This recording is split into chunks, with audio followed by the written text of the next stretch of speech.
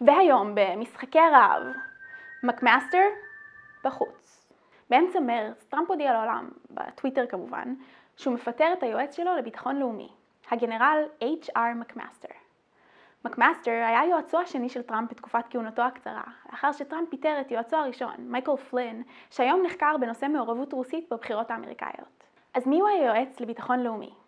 היועץ הוא ה-National Security Advisor. הוא האדם הקרוב ביותר לנשיא בעולם הביטחון הלאומי, ועובד בצמוד אליו. בין תפקידיו של היועץ הם לקדם את האג'נדה של הנשיא, לתאם בין סוכנויות הממשל השונות, להסביר את מדיניות הממשל לציבור וכדומה. היועץ הוא למעשה הצוהר, המסננת, דרכה עוברת כל האינפורמציה בנושא ביטחון לאומי לנשיא, ועל כן לתפקיד השפעה מכרעת על החלטותיה של ארצות הברית בכל הנוגע לביטחון לאומי. לפני כשבוע הכריז טראמפ על מינוי חדש לתפקיד היועץ, בולטון. אז מי הוא בולטון? בולטון, אויבו הגדול של ג'ון סנואו ובנו הממזר של... לא בולטון הזה. ג'ון בולטון הוא עורך דין ממולח ודיפלומט אמריקאי עם שנים של ניסיון במדיניות חוץ אמריקאית.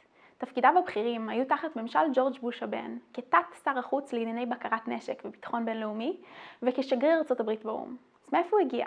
כמו רבים מהמינויים האחרונים של טראמפ לקבינט, גם בולטון הגיע מהחדר הירוק של פוקס ניוז. ככל הנראה בולטון המסופם מסר לנשיא רושם כאשר קטרג על החלטותיו בערוץ החדשות בו טראמפ צופה מדי יום.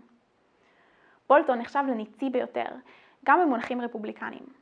התבטאויותיו במרוצת השנים ובמיוחד בחודשים האחרונים מצביעות על תפיסת עולמו שרואה מבצעים צבאיים כפתרון לרוב הבעיות. מספר שערוריות סובבות סביב בולטון.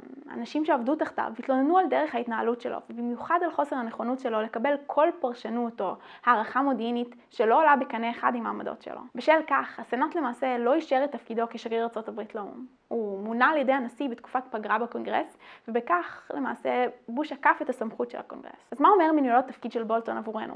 איראן, איראן ואיראן. בינואר הודיע טראמפ שאם עד מאי הקרוב לא יתבצעו שינויים משמעותיים בהסכם הגרעין עם איראן, ארצות הברית תחליט לסגת ממנו. זאת על אף הסתייגויות מסוימות מצדדים חד צדדיים, מצדם של מקמאסטר ורקס טילרסון, מזכיר המדינה שגם הוא פוטר לאחרונה. מסתמן שהחלפתם של השניים בבולטון ופומפאו, שניים ממבקרי ההסכם הגדולים בוושינגטון, מצביעה על כוונה ברורה לסגת מההסכם במאי. אחת השאלות הגדולות שנותרו היא לגבי הנוכחות האיראנית בסוריה. הגדרת המשימה של המעורבות האמריקאית במלחמה בסוריה היא הבסת דאעש. הקואליציה הבינלאומית שנבנתה לשם מטרה זו לא מזכירה דבר לגבי עצירתה של התבססות איראנית בסוריה. לכן, בנושא הזה, הממשל מסר מסרים כפולים. מצד אחד, נראה שהממשל דוגל במדיניות בדלנית. טראמפ רוצה לסיים את המשימה, כלומר להביס את דאעש ולעוף משם. אך מצד שני, מינויו של בולטון יכול לסמן שינוי במדיניות זו, והירתמות אמריקאית במאבק כנגד האיראנים. כרגע עוד מוקדם לומר, אך נמשיך לעדכן ונתראה בפרקים הבאים של עבודים בוושינגטון. ושיהיה חג שמח לכולם.